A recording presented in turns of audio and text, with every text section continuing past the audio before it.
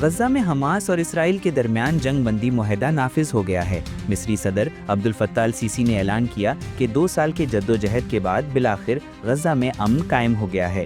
امریکی صدر Donald Trump کے مطابق تمام یرغمالیوں کو جلد رہا کر دیا جائے گا، جبکہ اسرائیلی افواج ایک متفقہ لائن تک پیچھے ہٹ جائیں گی۔ غزہ میں فلسطینی عوام نے جنگ بندی کے اعلان پر جشن منایا۔ خان یونس سمیت کئی علاقوں میں لوگ سڑکوں پر نکل آئے۔ نتن یاہو کے دفتر نے معاہدے کی توثیق کابینہ کی منظوری سے مشروط کر دی۔ امریکی صدر ٹرمپ اور نتن یاہو کے درمیان رابطہ ہوا۔ دونوں رہنماؤں نے ایک دوسرے کو مبارکباد دی۔ اقوام متحدہ، برطانیہ، کینیڈا، آسٹریلیا، ترکی، سعودی عرب اور قطر نے بھی جنگ بندی کا خیر مقدم کیا۔ وزیر اعظم شہباز شریف نے کہا کہ یہ مشرق وسطیٰ میں دیرپا امن کا تاریخی لمحہ ہے اور صدر ٹرمپ کی کوششیں عالمی امن کے لیے قابل تعریف ہیں۔ دوسری جانب ڈیرہ اسماعیل خان میں سیکیورٹی فورسز کا آپریشن، بھارتی حمایت یافتہ 7 دہشت گرد ہلاک۔